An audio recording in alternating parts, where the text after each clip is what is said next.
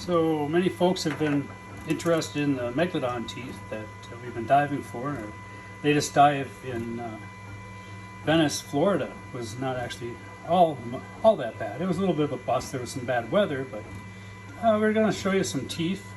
Let you see some teeth, and then we're going to show you something that we're going to try. You never know what you're going to find out there, and these are just some ideas. These are all real fossilized teeth.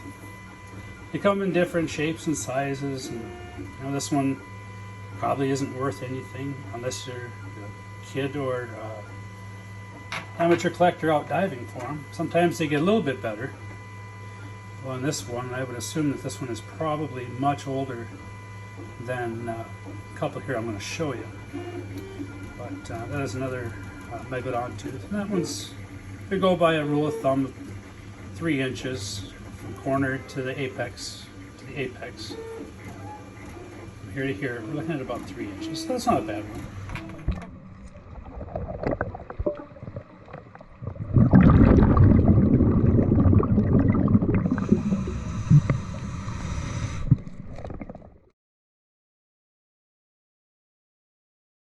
So the picture that I just showed you was this tooth and the other tooth that are still totally encrusted in crustacean from the bottom of the ocean at Venice, Florida. So what we ended up having to do is soak it, and we soaked it for a considerable amount of time. I think I did 4 hours on one tooth to get most of the crustacean off. We'll work a little bit of that white to get it out of there, but pretty much I want it to look kind of natural. And then made a special attempt to keep those shells intact, and just so people know that this half is real and the other half is actually a replacement. And there's what little bit of sediment is left. I imagine the white calcium and coral and all that stuff is in there, but it's so dissolved and minute that you can't really see. When you're out, what you're really looking for are these. And this one here is roughly we'll say a 4 3/4. We'll say roughly a 4 3/4 Megalodon. And I think Tim was saying this is more likely a bottom back tooth, and it would probably be on the left side of the shark, given its angle that it goes off in that direction. But what do you do when you get one that breaks your heart? You could sell it for a couple $100, but you come up with a 5-inch, and you know what? Something happened somewhere in time and the piece broke off. Well, what we're going to do is we're going to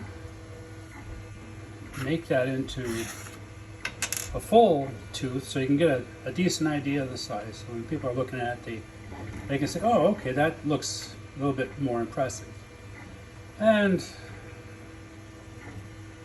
let's see, I'll get rid of this. So basically, let's go back a little bit here. There we go.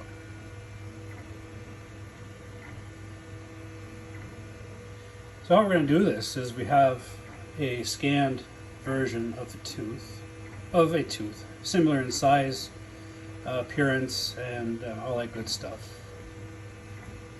And we're going to get aligned here. There we go. Anyway, bring it down, bring that side down, and we'll give you a top view.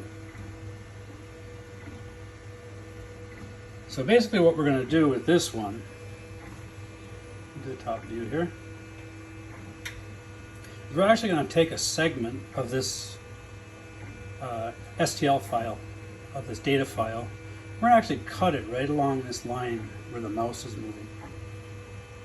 And we're going to use this section to fill in this section, and we'll see how it turns out. Now, there again is, and we kept the back side actually. It was really cool. It actually still has the shells and some of the crustaceans attached to it. And since this isn't a piece that'll be sold, it was a good model to try out, attaching the rest of it back on there, even though it's a Fox attachment versus the real thing.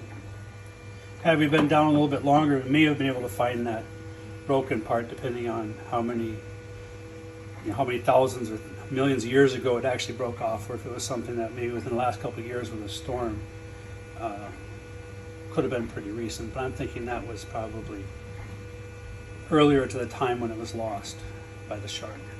So here is our piece after we removed most of the data off of the tooth file. And in the meantime, we went ahead and printed it out. And it's in a general filament. It's nothing special. We could have gone with a more durable one, but in this case, it's going to have some epoxy added to it, and then it'll be painted. So it'll get its stability back, and we won't have to worry about it breaking or anything. So we've been working on this for a couple days now, and this is generally how the